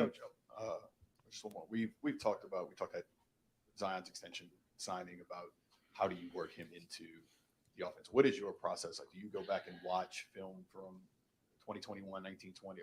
Where do you what's your process to try to fit him into what you want to do offensively? Yeah, I do. I go back and watch film, watch some things that work. And then it's constantly talking with him, talking to the coaching staff and figuring out what works. And if it works, we try to make sure we add it. If it doesn't, we move on. But it'll be a progression with Zion. And, it won't be a thing where right away we see the Zion that we're accustomed to seeing. I think it will be a progression based on him missing the time that he missed. Coach, can you talk about just the biggest changes for you going from year one to year two, the quick turnaround from the finals, catching up, and now what you're most comfortable with going into this year? Yeah, great question. Last season, I didn't know what to expect. You just don't know what you don't know. I have a better grasp on how I want to start camp, a better grasp on the players that we have because we have the same team. So I think we can be more advanced in some of the things that we're running on both ends of the floor. And it'll be, once again, a learning experience. I think the difference is, and I think Griffin and Trajan both talked about it, but last season we were young and I'm not sure what the expectations was outside of our building. But this year I know that there's expectation, but we also have expectations for ourselves, and it'll be fun coaching in that way. Trajan, Willie, Trajan touched on just how painful it was that playoff series loss to the Suns. Just how much fuel do you think that's given you, coaching staff, and the players this summer? It's extremely difficult. You know, when you lose a hard fought game like we did, I'm sure we're all learning a lot from that series, but our guys are motivated, and that's the beauty of our group. All summer they've been working, and they've been talking about having an opportunity to get back in the playoffs and compete again. So we got a long ways to go, but you know, once again, we're excited. Do you? Sorry, Will. Oh, you good. I have two questions. I know that every team is different, every year is different, every situation is different, but you were part of that bubble Suns team that won there and then ended up in the finals the next year. Do you even show them what's possible, or do you reference that in any way, or do you stay away from maybe going from the play-in to the highest of highs this year? No, I'll definitely speak to what I believe our expectations should be. And I think that's important to verbalize it. And so we have an understanding of what we're working towards. And I did the same thing last season. But once again, it just gives you an opportunity. We want an opportunity. We can do all the right things, and it doesn't work out our way. And so we understand that as well. But we'll get in to camp tomorrow. We'll have dinner tonight and camp tomorrow, and we'll talk about, you know, where we want to go from here. But I'm sure our guys, organizations, you know, our expectations are pretty high for us coming into this season. Indeed, it is, Willie. You are not fibbing, sir. It is definitely high, especially after the kind of season the Pelicans had last year. DC, when they came around, a lot of people were doubting them. Right around the trade deadline, right after the All-Star break, the Pelicans put it in full force and took it to the play-in, beat some pretty good teams in the play-in to get into the playoffs, to prove themselves, and gave the Phoenix Suns, which was the top seed in the West, gave them all they can handle. And really, they had some real fluky ass calls that happened, like when Jose got hit in the face and they called him with the foul, and the guy elbowed him in the face. Chris Paul kicking him in the nuts and before all that. They got away with all that, and they pretended like they did see it. Chris Paul running and knocking him down, and they knocking him down, and then a lot of them showed you how they played the game. So yeah, the Pelicans are serious. They made a new rule for us this year, though, Q. I know, bro. It's always you something. Cannot foul in transition that open floor foul where you got a clear path, that clear path foul. Right. Now that's a free throw and a ball, bro. There you go. Who that's gonna benefit better than the Pelicans? Because you got Zion now with Williamson. That's a freight train, bro. They gonna foul him knowing they still got to give the free throw up. They still gonna foul. He gonna knock. Shit, they might have to change that to 2 free throws in another year or two. They not about to let that boy run down. Man, can you imagine Zion on a fast break doing a goddamn 360 windmill? Man, the people don't want to see that shit. Yeah, foul him, send him to the line, and give him the ball. Yeah, it's crazy, man. But yeah, free 3-point plays, Q, without hitting a 3-pointer. Could be some 4-point plays for us. It's gonna be fun. It's gonna be real fun. Definitely gonna be fun. But yeah, Willie Green, man, I love the part of him talking up Herb, man. It just feels real good hearing that. I know he's not from here, but I almost feel like Herb is from here, even though he's from Alabama. It's not that far away. And they say he's been staying in the city, man, living in the gym 24 hours. They asked the dude about going on vacation, and he said, man, he don't really like going on vacation, especially when he got 24/7 access to the Pelicans facility. Herb Jones has been living in the damn building, bro. Yep. So shout out to him too, man. We ain't gonna get a chance to show his interview, but really impressed with that, and just the poise and composure of our coach Willie Green, the love doctor, and everybody's clowning you on whoever found these picks. Q, I don't know if that was you or the production team, but whoever you found these picks said, bro, they say you got us looking wag, bro. But Listen to what he's saying. Don't worry about the pictures, family. Listen to what This what they're saying. this is a visual show, bro. You know what I mean? But shout out to Willie Green too, man. He's talking about him learning as a coach, and I found it interesting. One thing that he said, man, and just the small things like this, which lets me know Willie Green is going to be great, man. He's going to be a great coach. He says he's looking forward to learning from these guys. You know, he's looking forward to learning from the players. So it ain't just this one-sided thing of what we're trying to do, which a lot of times I think that messes up teams where they don't take enough input with the players. You know, we can look at the Saints with this because I heard a lot of people in that locker room wanted to draft Lamar. But anyway, let's stay on topic. So, you know, it's the small things like that with Willie Green, man. Obviously, he's going to improve this year with a whole year under his belt and having more time to prep, knowing exactly what to expect. He still has Mike D'Antoni in-house, so looking to see some very innovative things with this offense to add on to his 0.5 system. Yeah, indeed, bro. It's going to be fun watching it, man, to be honest with you. Let's move on to some of the final topics we want to cover before we end the stream. Shout out to the fam. Appreciate y'all joining us. Been a $136 in this thing, and y'all still in the building. Shout out to you. And good to see you guys. We haven't seen you guys in a while, but we are back. Pelican post-game report is in full effect, man, and we're going to be coming at you. As the Pelicans starting this season of announced 2022 camp information. It's just sort of the camp information for the family. Of course, the training camp roster is here. You see number 15, Jose Alvarado there with John Butler, the 7'1" man, 174 pounds, DC. He definitely got to gain some weight. And then I mean, you got a lot of 7-footers that ain't nothing but like 205 and 210, man. It's becoming a regular thing now. Yeah, but this boy 174, man. That don't make sense. Jose is heavier than he is, man. That's crazy. Man, Jose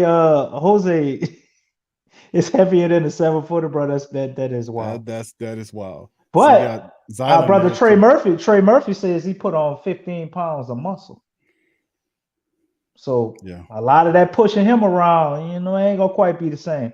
And you're right, Jessica. Jessica say that's why they need Zion to improve on his free throws, talking about that new rule. And guess what Zion did all practice today, Jessica? All he did was shoot free throws, baby.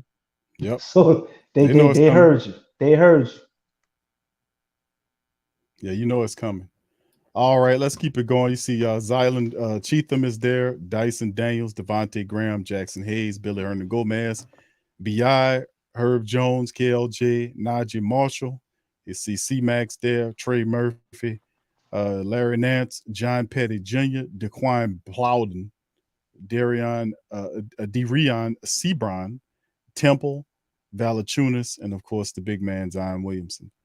And of course, you look at the two-way, and they got them marked as a two-way players here, as listed with a star next to their name in this thing. So anyway, let's keep it pushing as we're looking at the head coach Willie Green and assistant coaches here: DC, Jaron Collins, Casey Hill, Fred Vincent, Teresa Witherspoon, Ryan Frazier, Ryan Panoni. I hope I'm saying that right. Coaching advisors Mike D'Antoni. And let's see assistant player development coach Brewer and Darnell Lazare, VP of player care and performance Aaron Nelson, and head coach and head athletic trainer is Tom Maystott.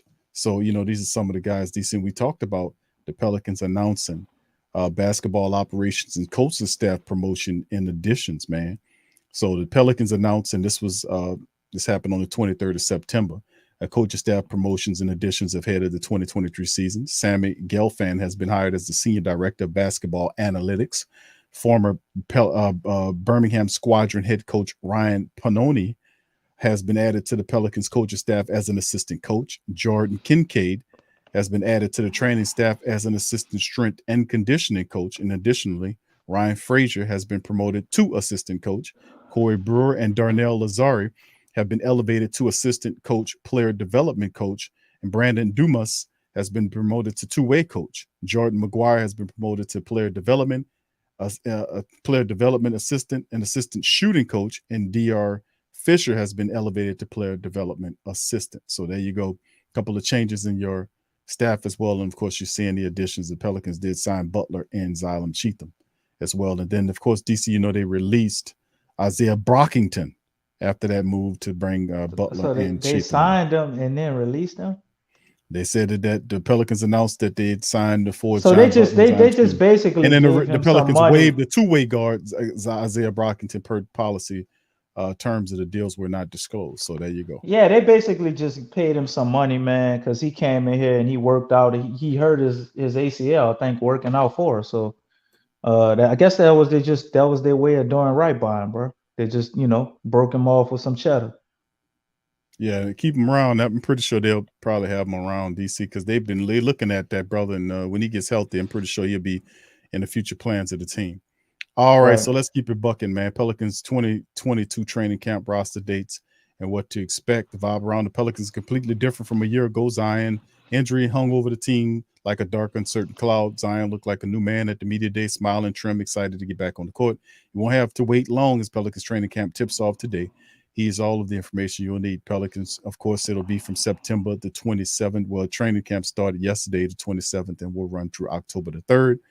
The camp will be held at Oshner Sports Performance Center in Metairie, Louisiana, but we'll have one open session in the Smoothie King Center. This is upcoming Saturday at 2:00. VB has tickets. Holler at her right now. It's 100+ in the building. If you want to get down to that practice, VB is in the chat. Communicate with her about those tickets. She got them for you. Pelicans training camp open to public, and this is the one that they're talking about, Saturday, October the 1st at 2 p.m. in the Smoothie King Center. Tickets are free, so it'll be a great chance to get an early look at the Pelicans. And we'll also get daily media updates to chew on while we wait for the preseason again. Now, what to look for? Most of the updates will be about Zion and how he looks and what's his old and new teammates. The Pels have a loaded roster, so the big theme of camp is going to be competition. Of course, we went over all these players, and we talked about all the players that the Pelicans have that's they'll be bringing in. You have the two-way guys like Cheatham, Petty Jr., Plowden, Butler, Sebron fighting for two-way contracts, even spots on the back end of the roster, which could bring plenty of competition to camp. Graham, Daniels, and Marshall will be trying to earn minutes and roles as Coach Willie Green tries to figure out the best ways to deploy guys who have very different skill sets. And this is going to be a leap for Jackson Hayes, or is it Billy Hernan Gomez stellar run in the international play, give him a leg up on the backup center role? Good question. Can KLJ get back to 100%? And is it possible that he will start the season in the G League? Has Jose Alvarado three-point shot improved? Has Trey Murphy III put on some extra muscle? Is Dyson Daniels really as ready as people are saying he is? All these questions will start to get answered today as the Pelicans get to work preparing for the run towards the top of the Western Conference. So it's pretty good questions there, DC, from Kellen Strauss over at the Pelican Brief.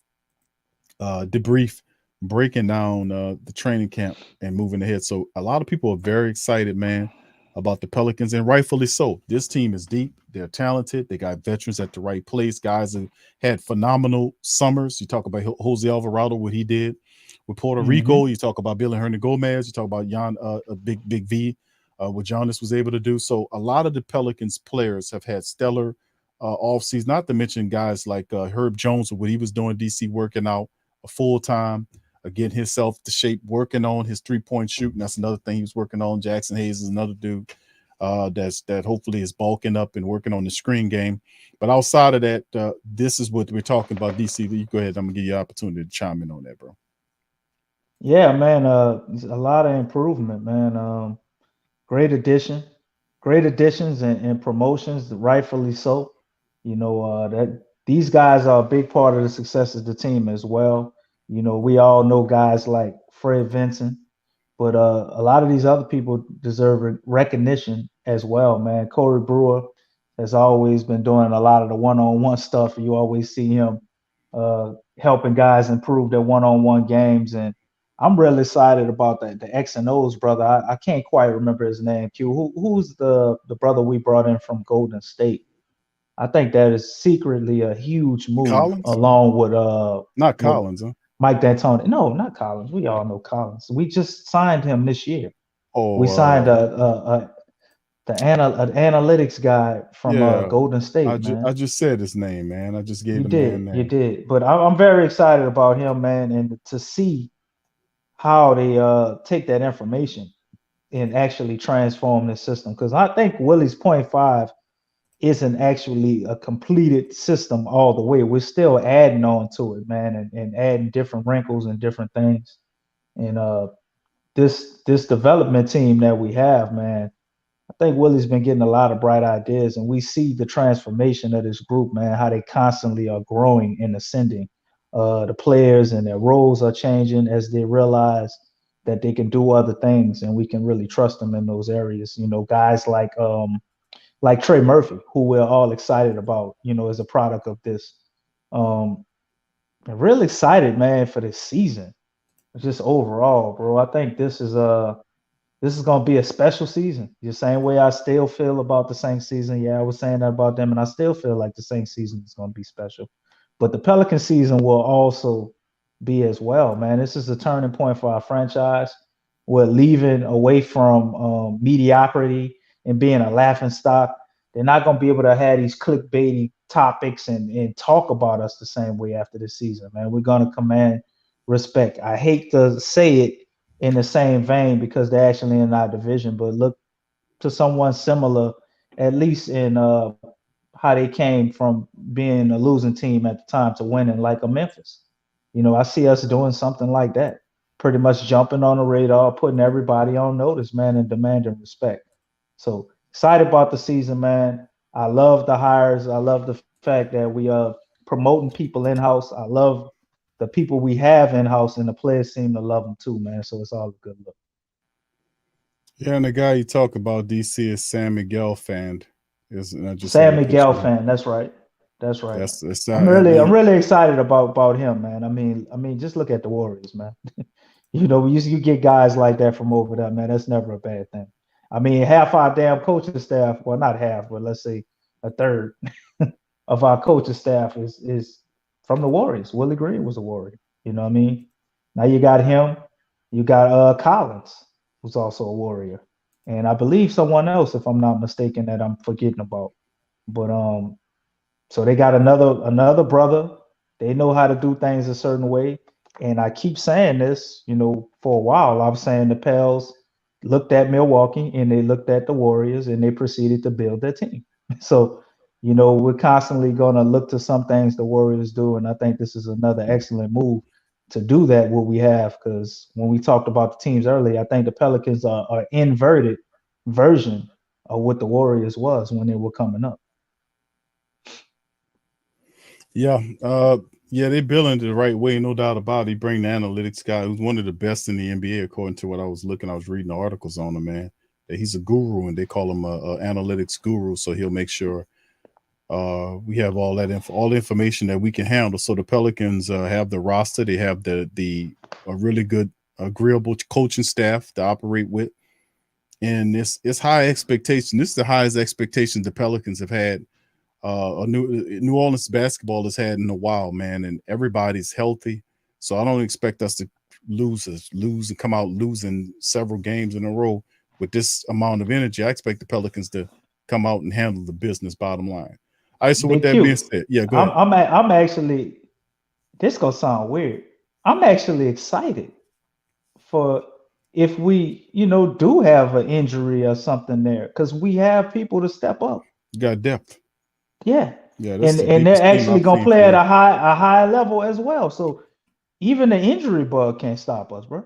Nah. You know, we would have to lose Zion and BI or something, you know, to be like a major setback. If we had Zion and BI and we lost CJ, we still can go.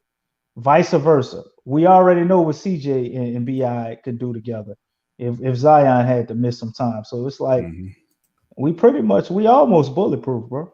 You know, it's kind of hard to mess this one up. The Pels are destined to win at, I'm going to say, at least 50 games, bro. Somebody was asking in the chat, the last comment before we get up out of here. Well, where is it? Big Q and DC. This year, we finally went 50 games. I believe the last time we did that was in 07-08 year. And Damian, I'm going to say yes. I said it when we were looking at the schedule and we were making predictions. I see the Pels as being a number 2 seed, man. The only team that has me a little worried right now with this current, no, the Clippers are a team that could challenge though. So if they take the 2 and we don't, they're up there number 1. I wouldn't be surprised. But the Clippers don't scare me because we've actually done well against the Clippers with Paul George and Kawhi playing. So I'm not scared of Clippers. The Warriors, man, y'all got to forget the Warriors won a championship. They got all of their players back, and we don't know what the hell they have in all of these draft picks that they got over the years, man. They got the dude Wiseman is finally gonna play this year. You know what I mean? This dude was like number 1 draft pick. Yep. We don't know what the hell that is. What if he's good? You know what I mean? Shit, Warriors they are gonna be the guy better and coming off of a championship. They got what the guy is Kaminga or whatever his name is. Kaminga. What's the point? They still ain't fully they still ain't fully implement Moses Moody that much. Yep, they got Moody's all of there. these guys that are getting older that know the system now. The Warriors are dangerous, man. That's the only team I think will be up there and get the Pels a run for their money. But everybody else, man, to me, the Pels clear. Yeah, Jonathan Kaminga, James Wiseman is there. Moses Moody is there. Jordan Poole is there. So I mean, yeah, and then they added DiVincenzo there as well to help them out. So and of course Iggy came back for another year. So right, yeah, they're people trying to win another ring, man. The Warriors ain't coming to play. They're not done. They're not even close to being and Marley, I feel you, Marley. Marley said I think the Grizzlies will be tough, but I'm gonna tell you one thing, Marley. What I understand, that's the same goddamn players the Grizzlies been had, and we looking at them like they tough. We dominated the Grizzlies, bro. When we had Zion and Bi, we never played the Grizzlies with all our players. With Zion, Bi, and CJ, I think we make short work of the Grizzlies, man. Remember, I said that. Right. They have nobody for Bi, and they have nobody for Zion, bro. What the Grizzlies gonna do with us? Yeah, and remember, this is a fully staffed Pelican team that's healthy with a deep bench, and then the thing is having all those guys healthy at the same time. Remember, there's always been some type of restriction around Zion where he couldn't fully practice with the team. You got C-Mac, and then not only the fact that they're healthy, but the fact that they're happy, the fact that it's a happy family vibe there. All that plays a part of it. Then we talk so much on the surface level about the players, but then you go into the brains of it, which is Willie Green. How much better can Willie Green become as a head coach in the second year with all that he built in the first year? You see what I'm saying? So he played Willie an extended period. He listened to his thought process of him studying all that film, looking at what they can do this time around. Because listen, whatever his imagination is to get players in and out of this thing, he'll be able to do it because of this. There's so many different style players that we have here. You know what I'm saying? We got some bangers. We got guys that's tall, that can score. We got hustlers here. So the Pelicans have a leadership here. You know what I'm saying? And then, of course, their focus, and they're all completely bought into Coach Willie. So you have a great mix of players, coaches, and front office, and plus the family base around the team that creates this whole positive environment. And everybody knows it. The entire NBA knows that the Pelicans is a problem. We've been saying that, you know, earlier before they started ripping off all these wins. That once we were saying it last year. Once they get whole, when they were still, I said once they get whole, you're gonna see some sports, and the rest of the NBA is beholding it. So with that being said, fam, listen, I thank y'all for joining on this episode of the Pelican Post Game Report. It's been almost 2 hours in the stream. We up in this thing. Good to see y'all being back here, man. Please feel free to hit the like button, hit the subscribe button, hit the share button, and share the show on your social media feed with the rest of the Pelican faithful, man. We back up in this building. We had our off season where other stuff is going on, but it's Pelican time, baby. It's Saint time, Pelican time, Tiger time. It's funky effect. We in full mode right here. Pelican Post Game Report, the number one independent,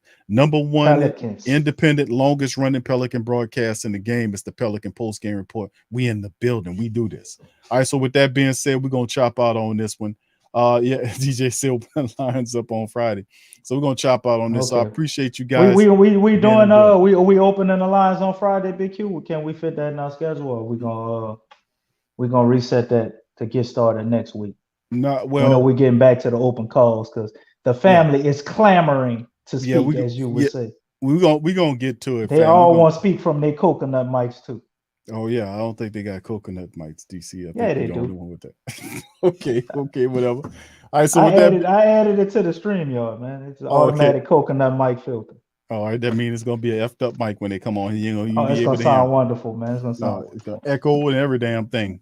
All right, so with that being said, You sound like you sound like you're not part of the Pelicans post game podcast, bro, with this type of negativity. I'm just saying, man, in the coconut mic that you have, it's not gonna work right, bro. I mean, just seriously. Man, all you gotta do is work on getting the echoes out. Other than that, it sounds beautiful. Oh, okay, all right. All right, so with that being said, I'm gonna holler at y'all later, man. We'll let you know about the stream, the call. We'll let you know, family. Check the community section. Just hit the notification bell too, family, for future content from the Pelican Post Game Report. DC, fantastic show, my brother. I'll see you and the rest of the fam later. Much love to y'all. Go Pels. Peace.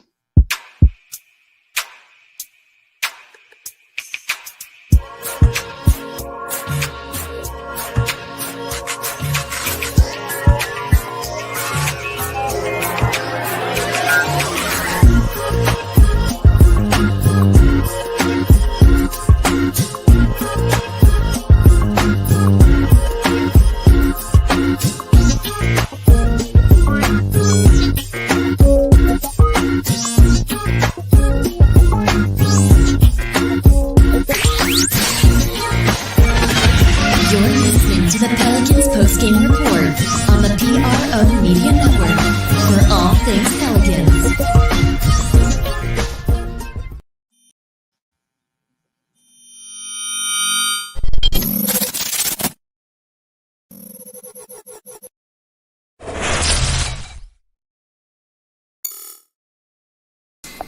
TheWhoThatDaily.com. That's right, TheWhoThatDaily.com. Your one-stop shop for everything New Orleans Saints, New Orleans Pelicans, LSU Tigers, and even the top flight boxing news. So if you're a Who That and you're looking for a place to stay up on your team, TheWhoThatDaily.com is your site. TheWhoThatDaily.com for the sport Who That in all of us.